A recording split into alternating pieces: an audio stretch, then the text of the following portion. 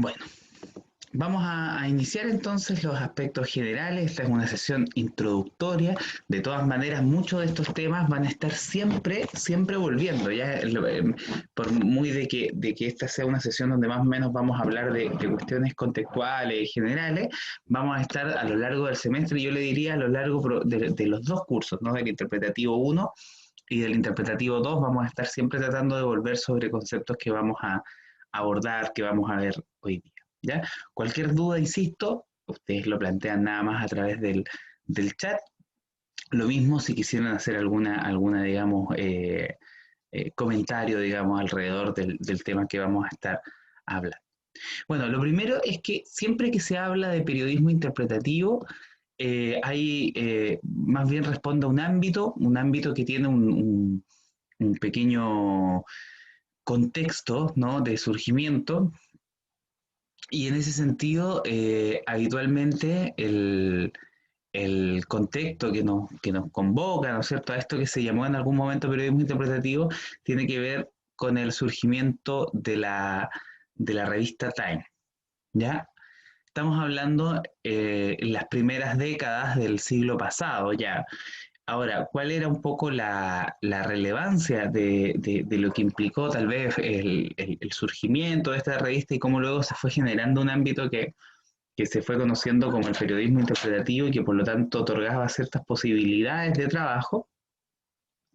En el fondo tiene que ver con que aparece con la revista Time, digamos, un concepto más explícito de la organización de la información, que vamos a ver cuando ya entremos un poco más adelante, que va a ser uno de los criterios con los cuales siempre vamos a estar mirando el trabajo periodístico, cómo se organiza la información, ¿no?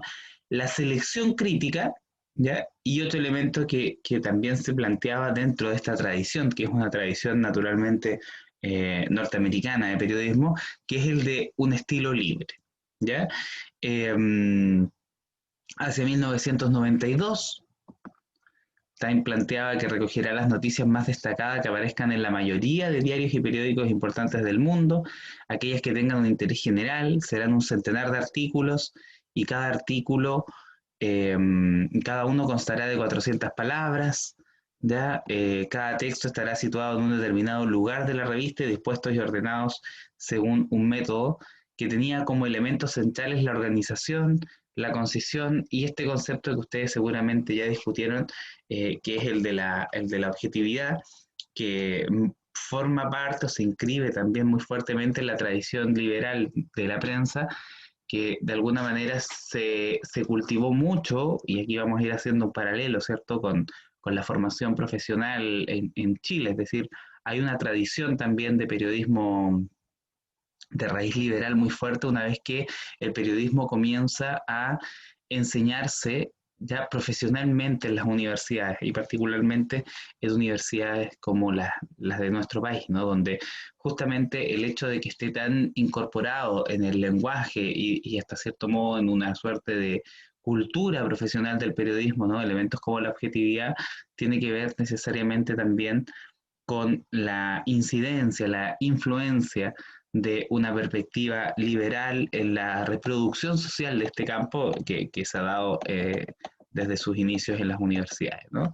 Hay una idea, ¿no? Un lema que en este sentido es liberalista, ¿no? Esto de que hay que mantener informadas a las personas, liberalismo como un elemento básico en el sistema capitalista dentro del cual se inserta el sistema de medios de comunicación industriales, ¿no? Aquí yo tomo también que este concepto que utiliza va más allá ese concepto, pero que viene también de la escuela de Frankfurt y que es muy, que es la corriente crítica de alguna manera a los medios de comunicación dominantes y que también en América Latina fue muy clave cuando comienzan a surgir las escuelas de periodismo y las escuelas de comunicación no social, ¿no? La noción de industrias culturales, ¿no? Para dar cuenta un poco de cómo la cultura también se inserta en un marco de reproducción, ¿ya? Con elementos como la radio, la televisión, el cine, ¿no? Eh, y allí hay un elemento también de la mentalidad liberal, ¿no? Muy, muy fuertemente, esto de que en el fondo las ideas circulan, ¿no es cierto? Y las personas finalmente, usted toma, ¿no es cierto?, aquel elemento, ¿no?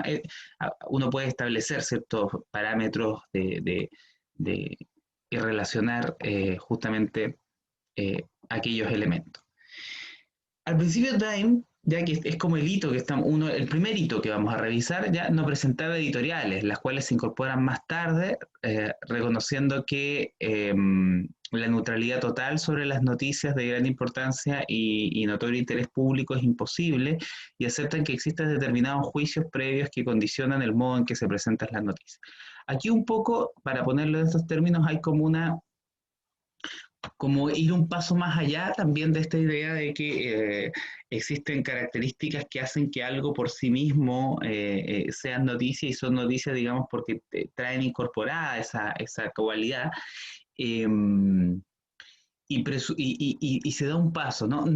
No yendo a otra tradición, no abordando esta cuestión mirando desde otra perspectiva, pero sí incorporando, por ejemplo, esta idea de que hay una cierta conciencia de que la noticia, digamos, eh, depende también de la perspectiva, y aquí va a ir apareciendo de a poco un elemento que vamos a ir incorporando en nuestras reflexiones, que es el punto de vista. Ya va a ir habiendo una conciencia de que existe un punto de vista toda vez que hay una selección de la información. ¿Ya? Esta idea tal vez de que las cosas por sí mismas están ahí dadas, ¿no es cierto? Y son noticias, y la noticia es noticia porque por sí mismo, ¿no es cierto?, se constituye como tal, comienza a ser un poco tensionada, ¿no? Y aquí comienza la conciencia de que no, de que en realidad esa idea de que hay una suerte de neutralidad, de que hay de que la noticia es así porque tiene estos rasgos, ¿no es cierto?, por sí mismo, en realidad de que es muy difícil, ¿no?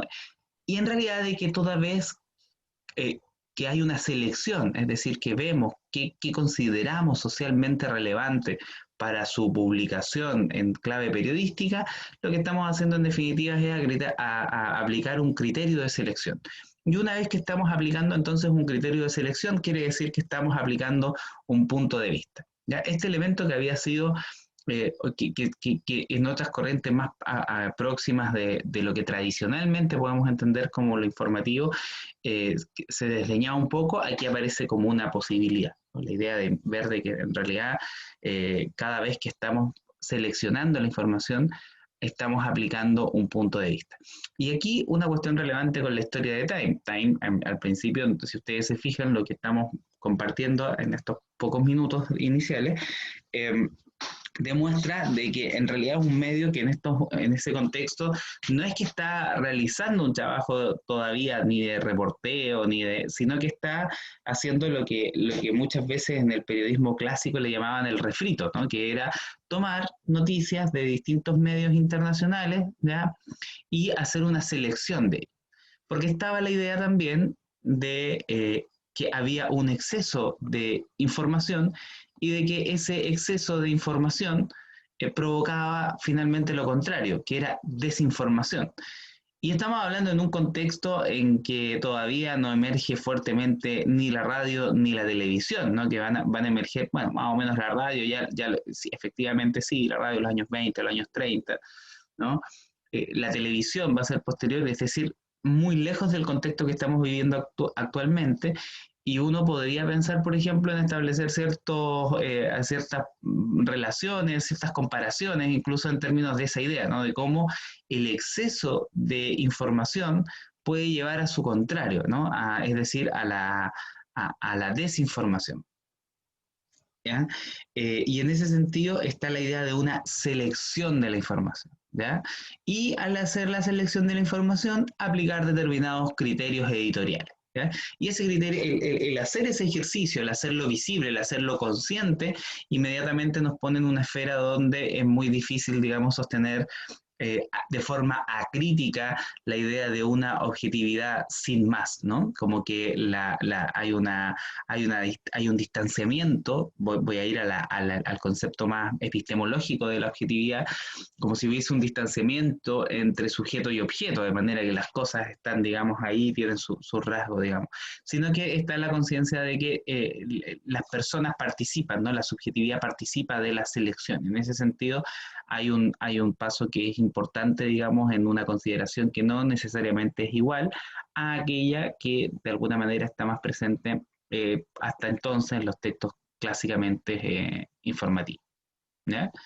Por lo tanto, ahí tenemos un primer hito, ya que tiene que ver con el surgimiento de Time y esta idea de que va a seleccionar informaciones que provienen de otros espacios, va a seleccionar, va a organizar esa información, la va a presentar de una determinada manera, digamos, pero de toda la información que está circulando, ya va a elaborar un ejercicio de selección, de selección de la información. Y al seleccionarlo, va a aplicar un punto de vista, ¿ya?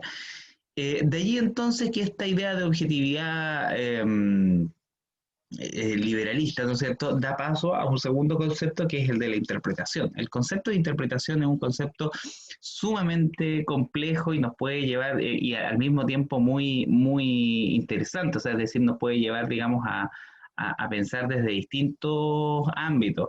Hay toda una tradición en humanidades, por ejemplo, que tiene que ver con la tradición hermenéutica de la interpretación, por ejemplo, que se retrotrae a la interpretación de los textos, por ejemplo, los textos canónicos, ya sea en primera instancia, por ejemplo, en el mundo, voy a poner como ejemplo el mundo griego, pero también la interpretación de los textos en el contexto de los textos sagrados, digamos, que dan lugar luego a la tradición judeocristiana, por ejemplo. Eh, Ahí hay toda una línea, ¿no? En el ámbito nuestro, más próximo de la comunicación, la semiótica, ¿no? La interpretación de los signos, ¿no? El estudio de aquello que es capaz de significar algo.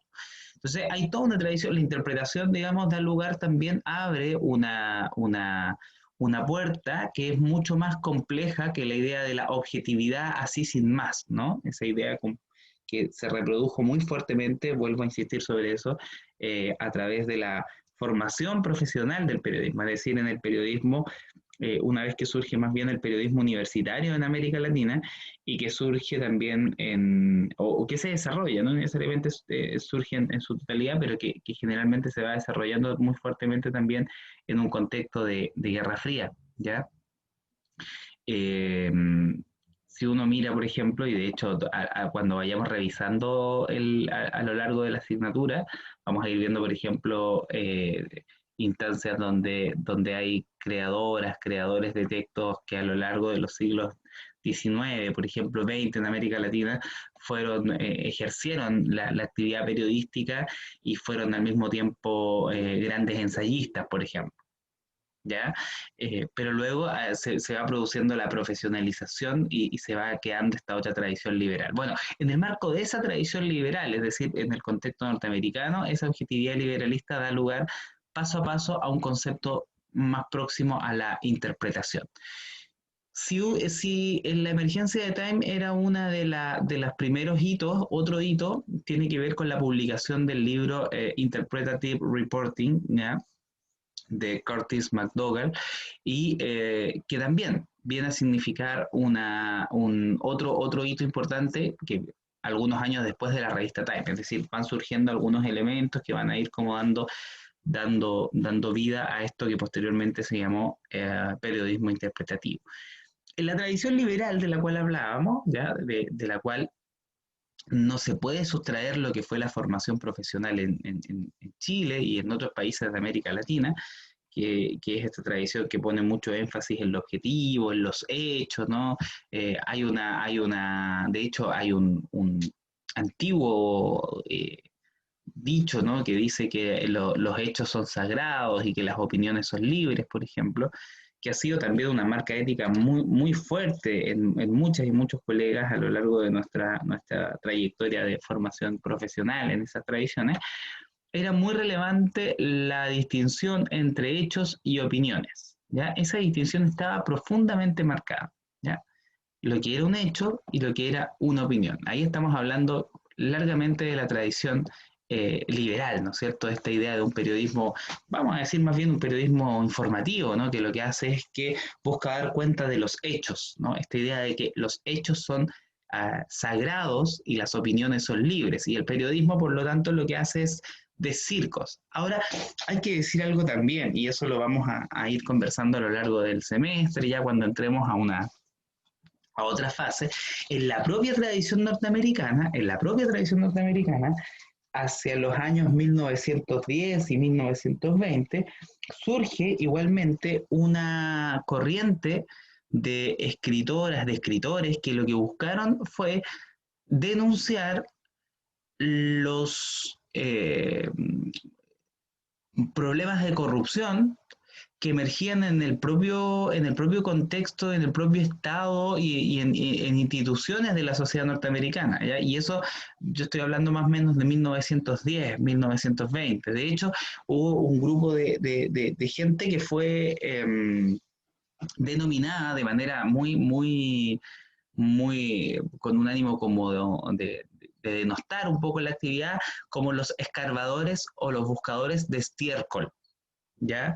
Eh, que naturalmente no estaban en esta tradición del hecho y la opinión, de solamente dar cuenta, sino que estaban escribiendo textos que eran verdaderas obras, incluso de investigación, cuando todavía no había una sistematización fuerte, metodológica en la investigación, pero que son verdaderos textos de investigación y que al mismo tiempo navegan entre la investigación y la literatura, ya en esa época, ¿no? Y que se estudia mucho cuando uno entra como al ámbito de lo que se llama hoy periodismo de investigación, que es el periodismo que realizan medios como CIPER Chile, por ejemplo, ¿ya? Sin embargo, en la tradición norteamericana todavía había sido más fuerte esta otra tradición de los hechos y opiniones, ¿ya? Más allá de que existían otras formas, y en ese contexto, ya en el contexto del surgimiento de esto que se llama periodismo interpretativo, fue surgiendo la necesidad de un periodismo que no solamente se quedara en esa dimensión de dar cuenta de algo que estaba ahí, sino de que tendiera hacia la explicación. Había una tradición también, hay que decirlo, una tradición francesa muy interesante del periodismo, justamente de explicación, ¿ya? De un periodismo que tiene que ver, bueno, muy influenciado naturalmente por toda esta tradición posterior que uno la puede entender también a la luz de los ideales y todo el contexto, digamos, intelectual de la Revolución Francesa, ¿no es cierto? Que presupone también un, un, un fuerte predominio de la razón, la argumentación, de ese tipo del razonamiento, ¿no es cierto? Y ahí había también una tradición muy de periodismo de explicación. Algo de eso uno puede rastrear, por ejemplo, si ustedes leen o revisan un medio que es el Le Monde Diplomatique, por ejemplo, ¿no? Que tiene su edición francesa, pero que además se replica en distintos países. ¿Ya? Ahí uno puede ver, por ejemplo, textos que son textos mucho más próximos al ensayo, por ejemplo. ¿Mm? Ahí hay una tradición. Pero en esta tradición del periodismo interpretativo también la Segunda Guerra Mundial marca la necesidad de un periodismo más explicativo, porque claro, uno se podía quedar justamente con que estaban pasando cosas, por ejemplo, en el contexto internacional y que se expresaban a través de hechos bélicos, ya, pongamos la Segunda Guerra Mundial, pero se hacía necesario criterios de explicación, se hacían necesarios criterios mucho más complejos para poder comprender la enorme complejidad de lo que ahí estaba pasando, ¿no? Porque habían causas, porque habían relaciones causales, habían probablemente enormes tejidos de causalidad que se podían ir allí, digamos, vislumbrando a través de hechos específicos. Es decir, que si uno daba cuenta, uno podía dar cuenta de un hecho, sí, perfecto, pero todo lo que estaba detrás para que ello ocurriera, sobre todo en un contexto de conflicto bélico de esa envergadura, digamos, requería de un mayor proceso explicativo, ¿ya? Entonces, esta idea de que hay una neutralidad que consiste en solamente dar cuenta de cosas, digamos, comienza siendo eh, tensionada. De hecho, hay un texto que aquí toman los textos clásicos de periodismo interpretativo que citamos, ¿ya? Eh, que, que aparece en el New York Times, ¿no? Y que está dando cuenta de ese contexto, de la discusión que se está dando en ese momento histórico. Los que se muestran reticentes a la interpretación dicen que la información se tendría que reducir a los hechos. ¿Ya? ¿Y por qué dicen eso? Yo por eso coloqué antes por esta tradición, ¿cierto? De la distinción entre los hechos y las opiniones. Sin embargo, ¿qué hechos? Observemos al más objetivo de los reporteros, dice este fragmento. Recoge 50 hechos, de estos selecciona 12, que considera bastante importantes para incluirlos en la información y deja fuera 38. Es el primer ejercicio de juicio, es decir, de punto de vista. Pero solo uno de estos hechos constituirá el lead de la información, segundo juicio. Y quien dirige decidirá si la información irá en la página 1 o en la 29, lo que hace variar mucho la resonancia de la noticia. Este es el tercer juicio. Pongo un ejemplo. Ustedes saben cuando ocurre, por ejemplo, que hay algunas informaciones que, por ejemplo, se tienen que desdecir algunos medios, pero resulta que cuando aparece la información aparece, no sé, en portada, ¿no? Y luego cuando el medio se desdice aparece, por ejemplo, en un espacio pequeño que no da cuenta. Entonces, ese último elemento, cuando dice, bueno, hace variar mucho la noticia cuando quien decide, dirige si la información, decide si la información va en la página 1 o en la página 29, ¿ya? Entonces, contra esta idea de que los hechos están ahí, ¿no es cierto? Son cuestiones objetivas, está esta idea de que en realidad ir poniendo conciencia de que hay un punto de vista, ¿no? Hay un juicio, pero que es un juicio editorial, ¿ya? Hay un juicio de decisión editorial, ¿ya? Y por último aparece un otro hito, ¿ya? Que es la famosa Comisión Hutchins de 1943. ¿Ya? Que es una comisión básicamente en el contexto también de la sociedad norteamericana, donde se reúnen tanto dueños de medios de comunicación, gente que está a cargo de medios, como también periodistas en ejercicio, ¿ya? Gente que viene del mundo académico, y se elabora un informe que se conoció como una prensa libre y responsable.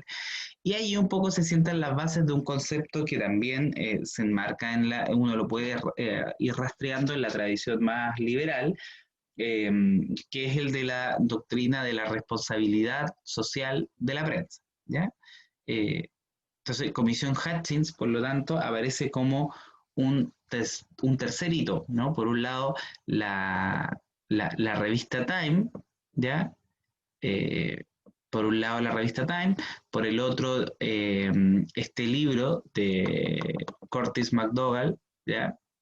Interpretative Reporting, sobre el cual mencionamos algunas cosas generales, y por último la comisión Hutchins, que elabora en 1947 este informe que se conoció como una prensa libre y responsable. Como elementos de contexto histórico, por lo tanto, podemos plantear que esos tres momentos, esos tres hitos, vienen a marcar un poco el inicio de lo que poco a poco se fue conociendo como periodismo interpretativo, ¿ya? La revista Time, este texto, Interpretative Reporting, y la elaboración del informe sobre una prensa libre y responsable que sienta las bases de la doctrina o que incorpora esta dimensión de lo que se ha conocido luego como la responsabilidad social de la prensa, que surge a raíz de la comisión Hatch. Solamente hasta aquí quisiera consultar si es que hay alguna duda, alguna consulta, algo que no haya quedado claro o algo que ustedes deseen que tal vez enfatice un poco más. Podemos señalarlo a través del chat o pueden, digamos, escribir alguna consulta como para reforzar, ¿ya? Si es que hay algo en esta primera parte, que eran estos tres puntos de contexto.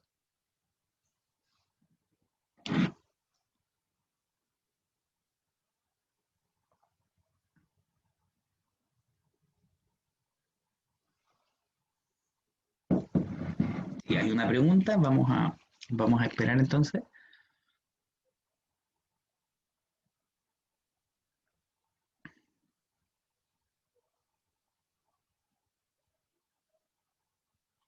Claro, mira, en ese sentido lo que podemos señalar en esta primera instancia, gracias, voy a compartir un poco lo que nos señala Franco Rosales.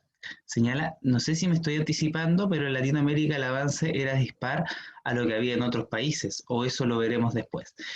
Claro, efectivamente, aquí lo que estamos viendo, Franco, recién son las bases de esto que se conoció después como periodismo interpretativo. O sea, pensemos que en esta época, en los años 20, eh,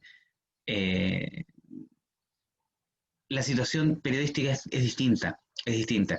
De hecho, las premisas, y eso efectivamente lo vamos a ir viendo después con el tiempo, pero siempre, como les señalaba, es un buen momento a lo mejor para ir haciendo un guiño o algunas reflexiones, así que en ese sentido ningún problema, ¿no? Tal vez no para desarrollarlo a cabalidad, pero sí para hacer algunos guiños intertextuales.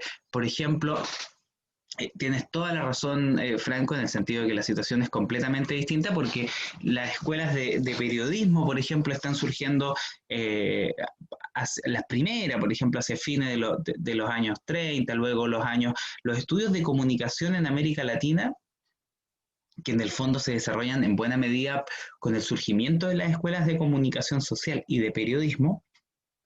En algunos casos no son necesariamente lo mismo, pero siempre van muy de la mano, porque también entran los otros ámbitos de la comunicación social.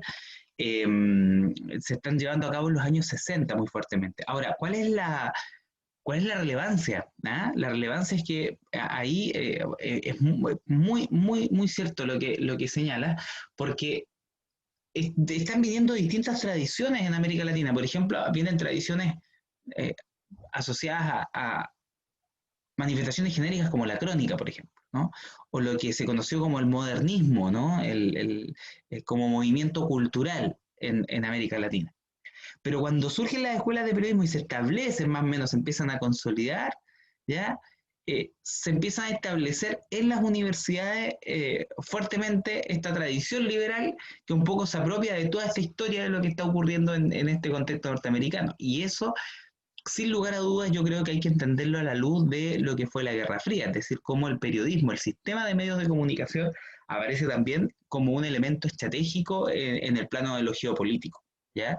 Y en ese sentido habría que pensar, por ejemplo, en, bueno, otra institución que también vamos a ver poquito después, que en América Latina, ya cuando entremos a América Latina, que fue la CIESPAL, ¿no? Que lo vemos acá, pero también lo vemos en métodos de investigación, que es una asignatura que tenemos más ratito, investigación cualitativa, porque la CIESPAL se transforma en un centro de investigación para los estudios de periodismo y comunicación. Hoy día, que entiendo que se habla más de comunicación, pero en esos momentos era periodismo y comunicación. Y las primeras perspectivas, no las únicas, pero las perspectivas predominantes, por ejemplo, hacia los años 60, cuando uno estudiaba comunicación y periodismo y comunicación social, eran las perspectivas norteamericanas, del funcionalismo norteamericano, ¿ya? Que ustedes lo van a ver más adelante, y ese es todo un proceso. Toda esta teoría, por ejemplo, del flujo de la comunicación en dos etapas, esta idea, el concepto que ustedes lo deben haber escuchado mucho, ¿no? En el campo que es esto del líder de opinión, por ejemplo. Ese concepto viene de la tradición norteamericana, del funcionalismo norteamericano particularmente, ¿ya? Entonces, eso muestra también que se va produciendo un divorcio como con estas otras tradiciones que trae América Latina. Otro ejemplo, ¿ya? Y tal vez para ilustrar ello, y agradezco a partir de eso la intervención de Franco, ¿no? Que permite iluminar esta dimensión. En el próximo año vamos a ver que en el contexto norteamericano, hacia los años 60, surge toda una corriente que se conoció como el nuevo periodismo, ¿ya? Y mucha producción intelectual que está mezclando, o está poniendo en diálogo más bien, la literatura y el periodismo. Y en ese contexto surge un texto y un autor ahí que fue Truman Capote, el famoso A Sangre Fría de Truman Capote, ¿ya? Que fue considerado un ícono, y entonces las escuelas de periodismo lo incorporan rápidamente en nuestros países como un ícono, digamos, de que se puede hacer periodismo ya de otra manera, ¿no? Que se puede hacer también un periodismo mucho más novelado, por ejemplo. Pero varios años antes, o algunos años antes por lo menos, ¿ya? Surge en Argentina un libro que se llamó, que se conoció, un conjunto de textos en realidad, que luego se conoció como a modo de libro, lo hemos conocido como Operación Masacre, de Rodolfo Walsh.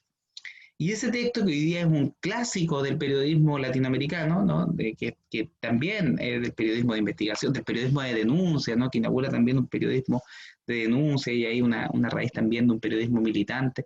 Fue en su momento no considerado como periodismo por los rasgos textuales, porque las universidades, cuando se profesionalizan, ponen mucho énfasis en este otro periodismo que tiene que ser objetivo, que está vinculado como a la noticia, ¿ya?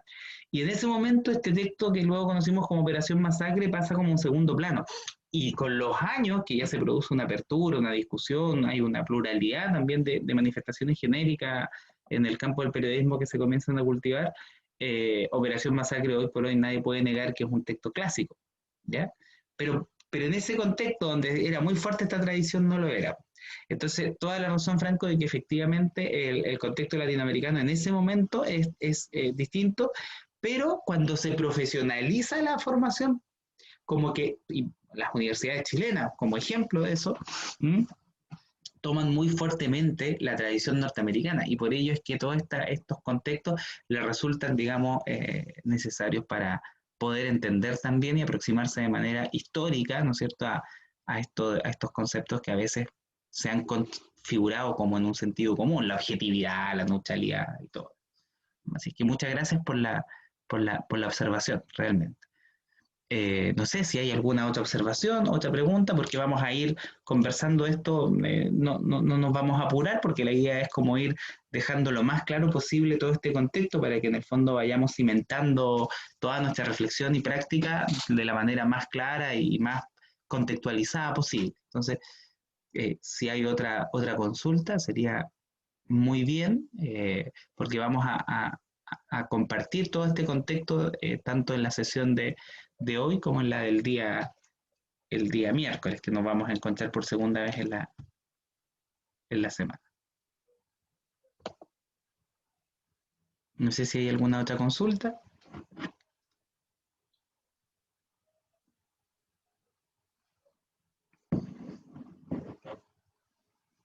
Vale, vamos a continuar entonces. Decíamos que están estos tres hitos, ¿cierto? En el contexto y agradeciendo la intervención de Franco. En este contexto voy a enfatizar, ¿no es cierto?, este periodismo norteamericano que va a incidir, ¿no es cierto?, en la formación profesional del periodismo acá.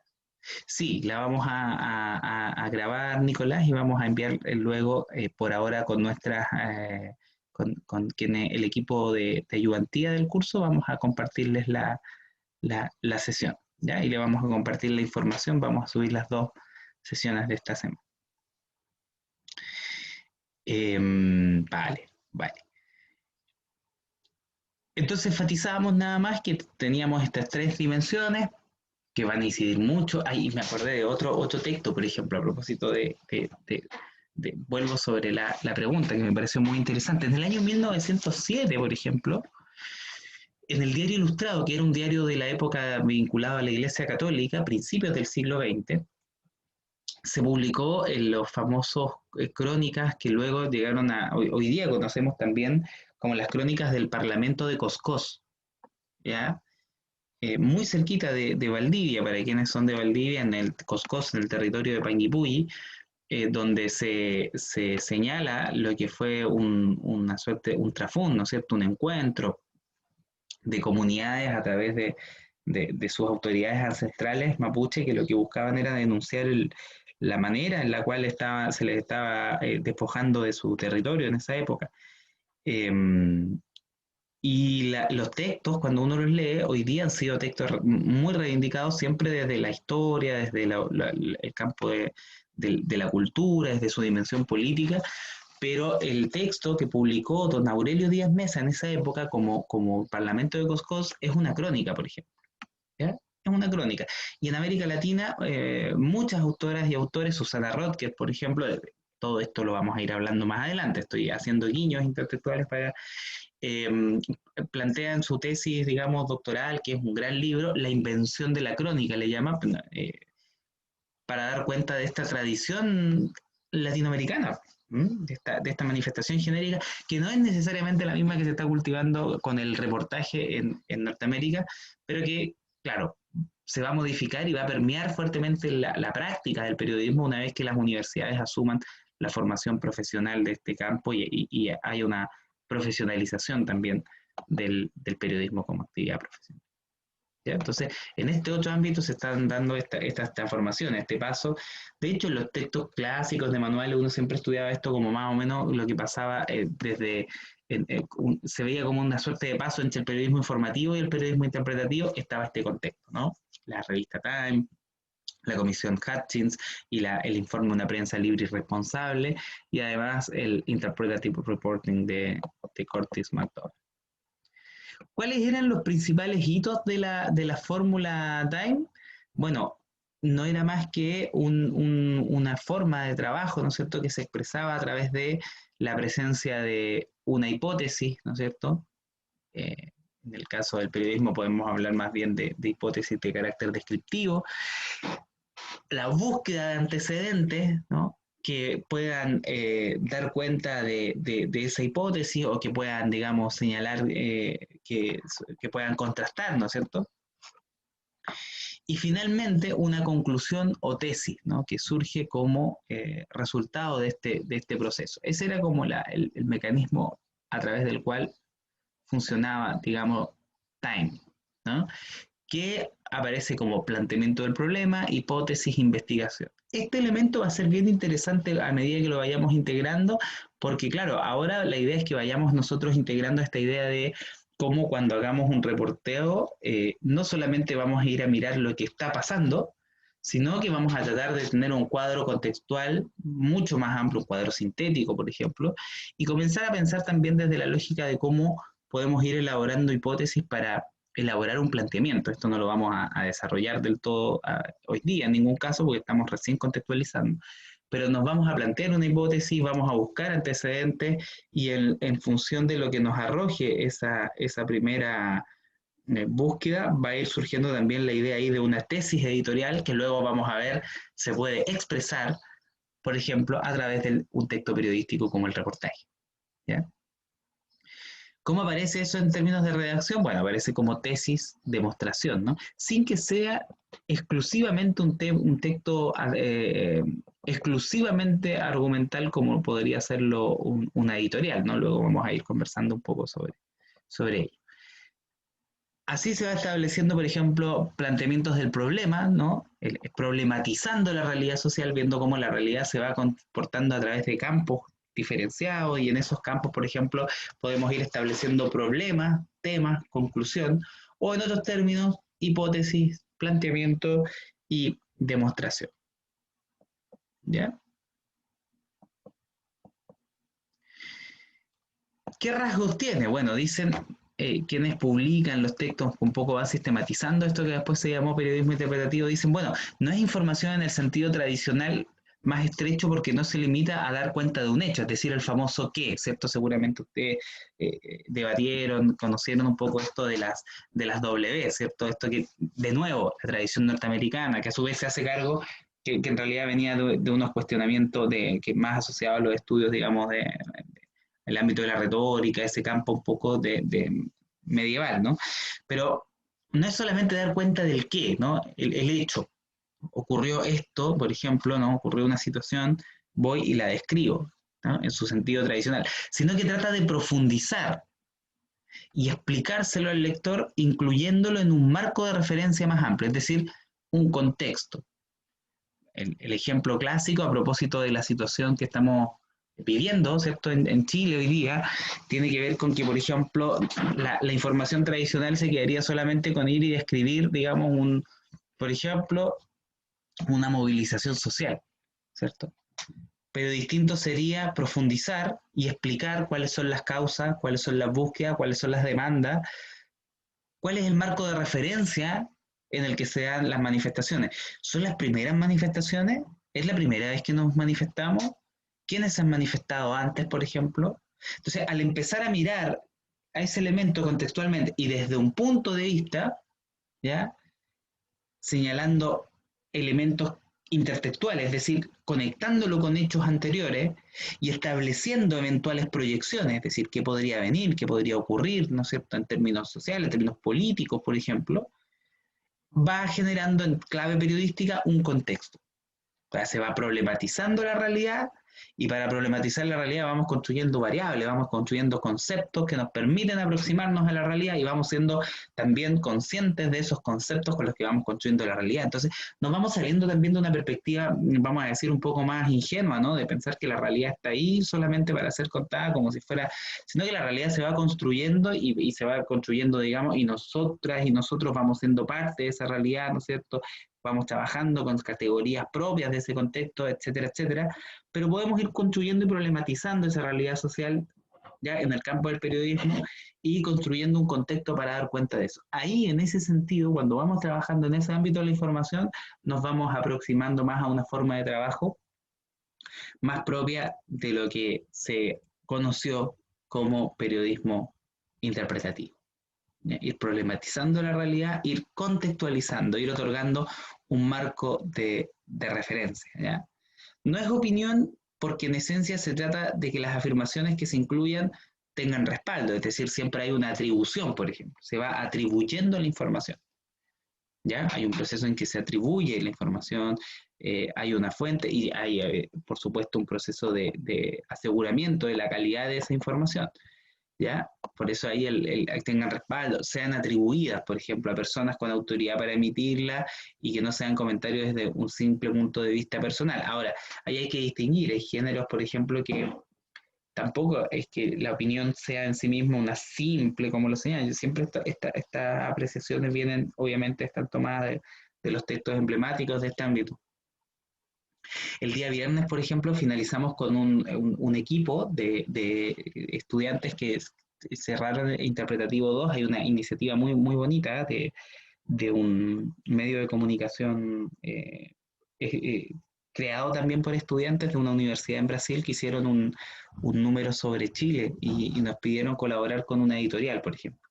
Entonces nos reunimos colectivamente y ellos estaban muy interesados a propósito de lo que ocurrió el 25, o sea, perdón, el 18 de octubre, que se conmemoró ayer del año pasado, y nos pidieron, y claro, y justamente en el número son estudiantes de Brasil que abordan distintos tópicos, pero que surge un poco de ahí. Entonces nos pidieron una editorial y con el equipo de estudiantes elaboramos una editorial, pues la editorial justamente lo que hacía era plantear lo que viene ahora, que es el plebiscito del 25 de octubre, pero que se conectaba, también había una suerte de tesis, ¿no es cierto?, que se planteaba en relación a lo que había comenzado el año pasado. La diferencia era que nosotros había mucho contexto, había un juicio, ¿ya?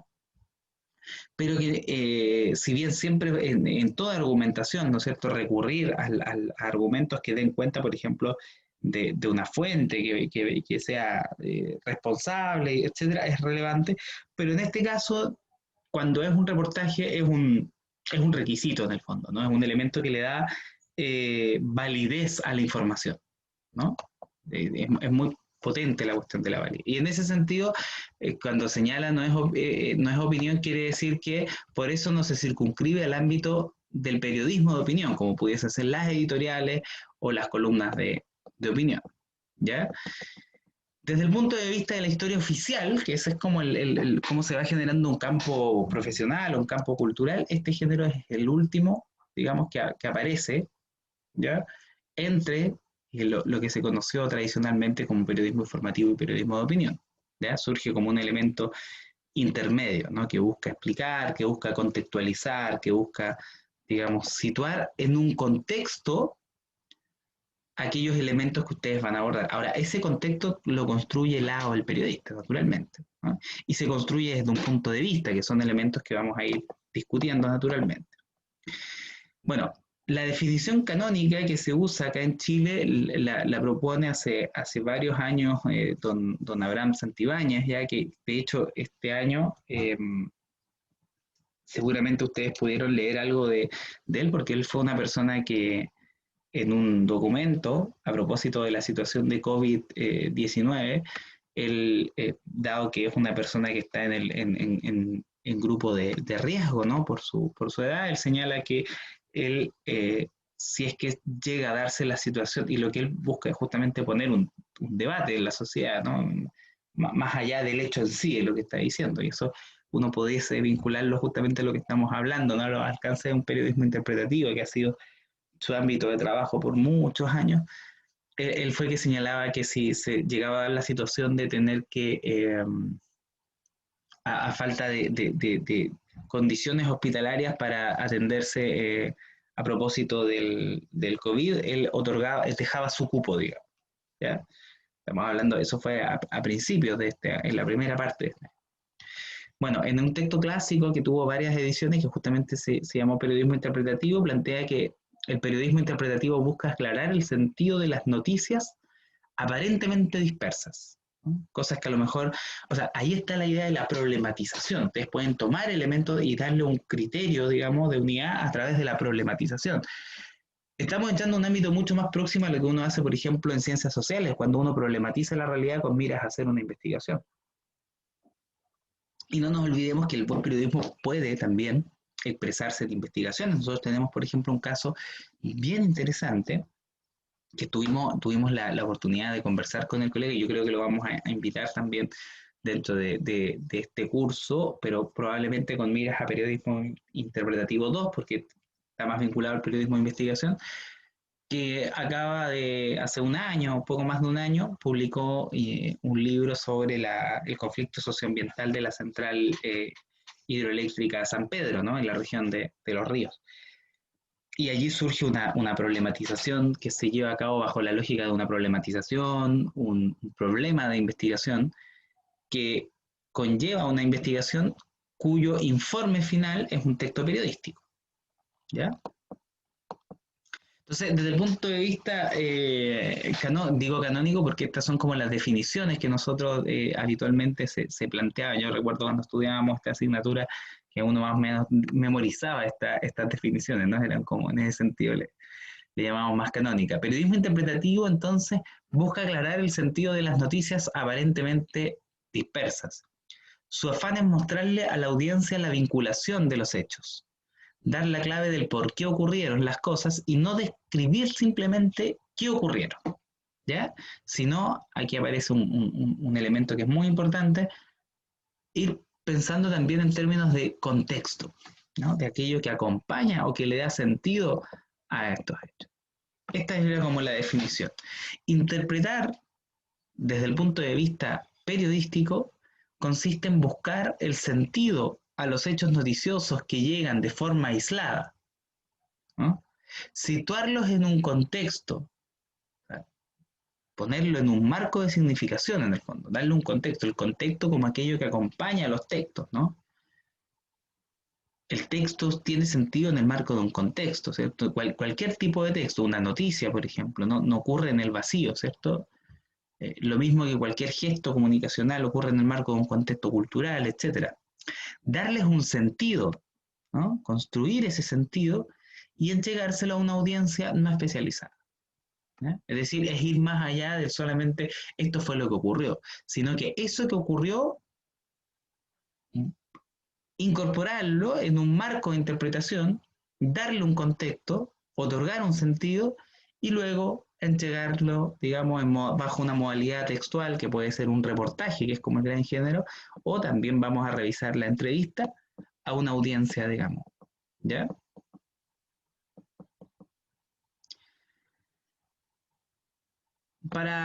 En algunos casos, esto solamente consideraciones complementarias a lo que ya se planteó, se entiende por interpretación en el campo del periodismo, ¿ya?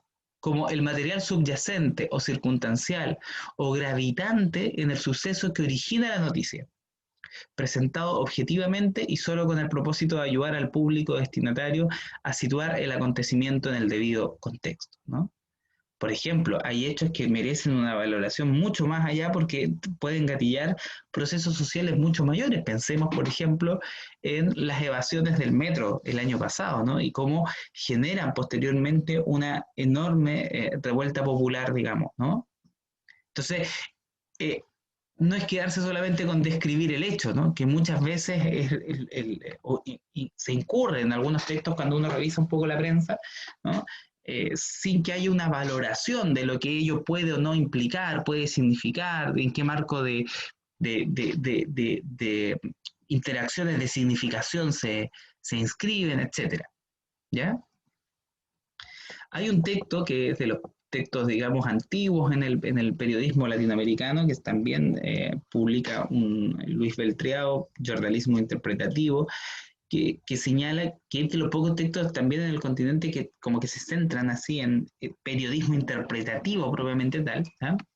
Señala que el periodismo interpretativo surge en la selección crítica, es decir, y eso conectémoslo por favor con lo primero que hablábamos, ¿cierto? De la revista Time, esta idea de la selección, ¿no?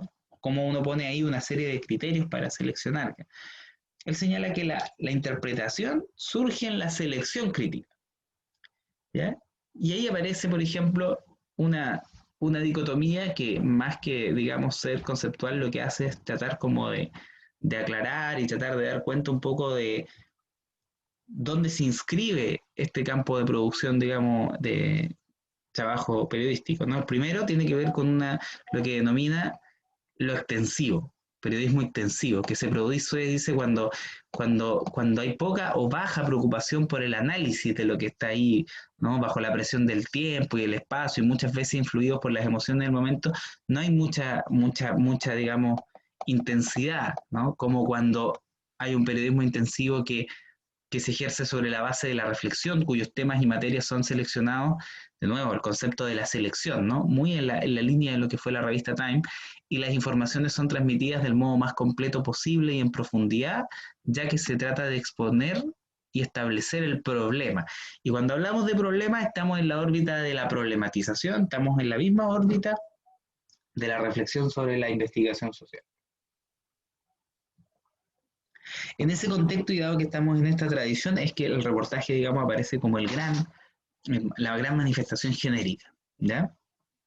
Y siempre esto se trata de enfatizar porque justamente son textos que, al contrario, están sumamente legitimados como textos donde hay calidad de la información, ¿no? Hay una validación, ¿ya?, de la información que se entrega. Pero al mismo tiempo hay una huella, ¿no?, individual, ¿no?, en la escritura, en el texto. O sea, efectivamente uno puede leer, por ejemplo, libros eh, clásicos del periodismo chileno, por ejemplo, como sobre todo los de periodismo de investigación. Estaba pensando en textos de Patricia Verdugo, por ejemplo, y de otras autoras. Estaba pensando también, les mencionaba la sesión anterior, María Olivia Monkeberg. Son a lo mejor plumas completamente distintas, pero lo que está detrás, digamos, es un trabajo enorme de contextualización, de investigación, pero al mismo tiempo uno puede identificar a las autoras, ¿eh? O, por ejemplo, Camaleón, ¿no? Este otro texto que surgió hace algunos años también. Uno puede identificar la huella narrativa de su autor, por ejemplo, ¿ya? Lo que no lo transforma en un texto, digamos, carente de validez informativa. Muy por el contrario, son textos tremendamente relevantes y valiosos en ese ámbito, ¿ya? Entonces buscan enfatizar esto para dar cuenta que sigue siendo un periodismo que se mueve en ese ámbito. A juicio de Time, este género debe cumplir con 4 requisitos básicos. Esto era lo que se señalaba, digamos, en la formación clásica cuando uno entraba a, a identificar, a estudiar un poco todo lo que concierne a este campo. Por un lado, la clarificación, es decir, rescatar lo que pudo haberse perdido de la información original. No se olviden que y esto lo van a ver seguramente en teoría de la comunicación, hay toda una línea en teoría de la información que viene también de la teoría matemática de la información. Por eso siempre se habla de la información como en esos términos, ¿no?, de lo que puede o no haberse perdido, ¿ya? Pero también en esa clarificación entra toda esta dimensión cualitativa, ¿no? También el ambiente, el contexto, ¿no? Todo eso que se expresa a veces en términos blandos, pero que es igualmente, o que puede ser muy tremendamente significativo. También en esos términos se habla de la perspectiva, es decir, siempre esa perspectiva no es que esté dada, ya, sino que se construye. O sea, quien escribe, ustedes escriben, ustedes van a investigar y ustedes van a construir también, van a hacer, y lo vamos a ver más adelante, una delimitación. Y en esa delimitación van a establecer, por ejemplo, dónde puede comenzar el planteamiento del tema, cuáles pueden ser sus paralelos, ¿ya?, y qué 8 elementos se pueden engendrar. Por lo tanto, al situar el suceso en el tiempo, no es que eso esté dado, ¿no?, a priori, sino que se va construyendo en base a la problematización. Es decir, hay una suerte de recorte finalmente, ¿no? Recorte temporal, ¿no?, que puede ser tanto temporal como espacial, ¿ya? Como un tercer elemento aparece la significación, es decir, lo que hablábamos. El mejor ejemplo puede ser las evasiones del metro del 2019, ¿no? ¿Fue solo un hecho el que ocurrió o el primer indicio de un cambio histórico? Claro, a veces no todos los acontecimientos pueden tener ese peso, ¿no? Como efectivamente uno pudiese. De hecho, la editorial, por ejemplo, que publicamos, que enviamos con el equipo de estudiantes, se llama justamente Nunca fueron 30 pesos, por ejemplo. ¿Ya? Y se hace luego todo un recorrido de la significación, y etcétera, etcétera. Claro, el hecho es de significación brutal, digamos, ¿no? O sea, muy relevante, muy importante. Pero hay otros elementos que Pero generalmente eso ocurre, cuando uno empieza a mirar ya en términos de darle significación, claro, a lo mejor no a ese nivel, ¿ya? Pero sí, generalmente los hechos son más que simplemente elementos de nivel denotativo para ser, digamos, registrados, valga la redundancia, denotativamente. ¿M? Entonces, siempre mirar en términos de clarificación, de perspectiva, esto es un poco lo que proponía Time, ¿ya? Y de significación. Ellos están diciendo, veamos la significación, ¿no? Y las consecuencias. Si hay perspectiva, ¿no?, que nos remiten al comienzo, hay consecuencias que nos remiten a las posibilidades existentes. ¿Ya? Esos eran como 4 elementos que canónicamente se trabajaban mucho en el ámbito de lo que se desprende de la propuesta editorial del Time. ¿Ya? Y por último, ¿ya? Y eso, hasta ahí vamos a llegar hoy día, ¿ya? Aparece por lo tanto este concepto de el punto de vista. ¿Ya? Y ahí vamos a ir revisando algunas cosas la próxima semana, o sea, perdón, la próxima semana, el próximo miércoles, ya a propósito de que es muy importante el punto de vista, todo eso que a veces como que se niega, porque también en el ejercicio de señalar que las cosas están ahí y por lo tanto en la noticia y en la objetividad, además de que hay una suerte de, yo he notado muchas veces una suerte como de arrogancia intelectual muy fuerte, también es como que pasa también en la tradición de la ciencia, se esconde el lugar del sujeto, ¿no? Estoy hablando en términos de concepto epistemológico, ¿no? De quién observa la realidad, de quién construye la realidad. Y eso desde el punto de vista del constructivismo, ya incluso en epistemología, no sé si habrán tenido la oportunidad de ver un libro que se llama El árbol del conocimiento, por ejemplo, de Maturana y Varela, para entender incluso el surgimiento del conocimiento, de la vida, de la cultura en ese sentido, ¿no? Surge en relación a incluso nuestra configuración biológica. O sea, Maturana y Varela llega a decir ahí que cada especie construye un mundo de conocimiento y que tiene que ver con nuestra propia, con las características de nuestro conocer en el fondo, ¿no? Entonces, el negar eso, ¿no? Presupone una enorme arrogancia y una enorme fe en que las cosas están ahí dadas finalmente. Entonces, se esconde el punto de vista y uno puede, por eso es que ocurre en situaciones donde uno ve que los medios son profundas, tiene una enorme tendencia, pero aparece escondida, no aparece como negada, ¿no? En este caso hay un punto de vista y hay una conciencia de que ese punto de vista está. Lo que luego hay es un control metodológico respecto de la veracidad de la información, de su entrega responsable. Lo más característico en el reporteo interpretativo es la adopción de un punto de vista, ¿no? O sea, se explicita que hay un punto de vista, un lugar de mirada en ese sentido, ¿ya? Tras haber recopilado suficiente información sobre su tema, se descubre que noticiosamente hay un punto de vista que se impone noticiosamente, informativamente sobre los otros, sopesando todas las interpretaciones posibles de un hecho, se opta por la que parece más válida, la que está más avalada finalmente por los hechos. No nos olvidemos que el periodismo interpretativo sigue estando enmarcado en la tradición liberal norteamericana. Por eso es que sigue apareciendo la noción del hecho, por ejemplo, ¿no? El hecho social, que seguramente el próximo año de seguro ustedes van a estudiar cuando por eso vayan vinculando las asignaturas, cuando tengan teoría social, por ejemplo, y vean funcionalismo, y van a estudiar a Durkheim y el hecho social, por ejemplo, ¿no? La idea de que están ahí, bueno, uno puede ir estableciendo conexiones entre los contenidos. ¿Mm? Hay un punto de vista. Como contrapartida a estas ventajas, tiene que haber siempre un equilibrio entre la perspectiva, la significación, ¿ya? Y aquello que se está explicando, y el hecho, ¿no? Entre aquello que Este punto yo lo quiero subrayar acá, el de veracidad. Si ustedes entran al portal del Colegio de Periodistas de Chile, y, y ahí las invito y los invito a que puedan revisar el código de ética, ¿ya? Si revisamos el código de ética, vamos a encontrar que no se habla ya de verdad ni de objetividad, sino que se habla de veracidad. ¿Y qué es la veracidad? La entrega responsable, finalmente, de la información. Por lo tanto, la buena parte entonces se está jugando en la validez. Y cuando hablo de validez, la validación metodológica de la información.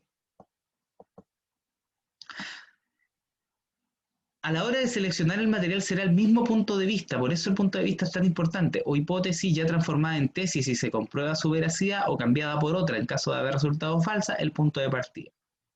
Se desecha, por lo tanto, todo lo que no es relevante respecto de esa eh, hipótesis. Es decir, aquí surge un planteamiento. Ese planteamiento surge desde un punto de vista que se hace cargo. Y una vez que surge ese punto de vista, entonces se elabora una hipótesis. Comienza ahí un proceso de búsqueda de información. Si esa hipótesis es correcta, entonces se mantiene y se transforma en una tesis editorial. Si no es correcta, se modifica por otra que se va a configurar en la tesis. Y esa tesis va a estar planteada en el texto, que vamos a ver como una entrevista, por ejemplo, o como un reportaje, que es donde mucho más, y se va a expresar, y eso lo vamos a ver más adelante, se va a expresar ya, por ejemplo, en el título, es decir, el título no solamente nos va a decir qué pasó, ¿no? Sino que el título va a dar cuenta también de la tesis del reportaje. Entonces, cuando ustedes señalen, bueno, yo quiero trabajar un reportaje sobre tal tema, como nos ocurrió, por ejemplo, el semestre pasado, claro, la pregunta era ya, pero ¿qué es lo que vas a hacer? ¿Cuál es la tesis? Entonces vamos a pasar de un periodismo que solamente aborda como grandes temas a uno que desde el punto de vista problematiza la realidad en base a un conjunto de variables y desde ese punto de vista, por lo tanto, va construyendo hipótesis. Eso en la práctica se expresaría como tesis, explicación y conclusión. ¿Ya? Y de allí entonces que vamos a volver sobre 4 criterios, ¿ya? Y hasta ahí vamos a llegar hoy día. Hoy día vamos a llegar solamente hasta acá, porque lo que viene a continuación son 4 criterios que van a ser súper importantes a lo largo del semestre, porque son los criterios con los cuales vamos a evaluar los trabajos periodísticos. Entonces, los vamos a estudiar, vamos a estudiar, vamos a discutir estos conceptos, vamos a ver sus alcances, y la idea, por lo tanto, después cuando ustedes escriban, ¿ya? Es que vamos a evaluar su actividad con esos mismos criterios, pero que ya van a ver ustedes que no va a ser solamente un criterio, por lo tanto, que yo utilizo de forma arbitraria, sino que van a ser 4 conceptos editoriales que vamos a estar trabajando permanentemente. Selección y planteamiento, tratamiento informativo, elaboración u organización de la información o organización textual, redacción y estilo. Son esos 4. ¿Ya? Entonces, la idea es que el miércoles sigamos con ello y partimos ahí con el primero, que es selección y planteamiento como base de la interpretación periodística.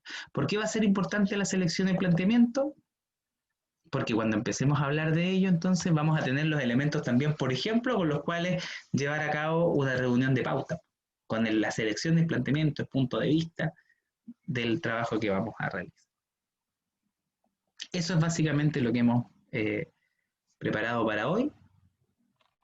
Vamos a dejar hasta acá la sesión de esta primera sesión y vamos a abrir la palabra para ver si es que hay preguntas.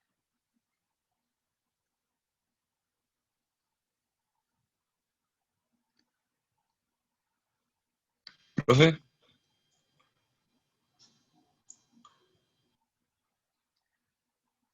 Si es que hay alguna duda, yo voy a, por profe, lo tanto, dado que estamos llegando ya al final del contenido, vamos profe. a dejar la grabación, ¿ya? Porque esto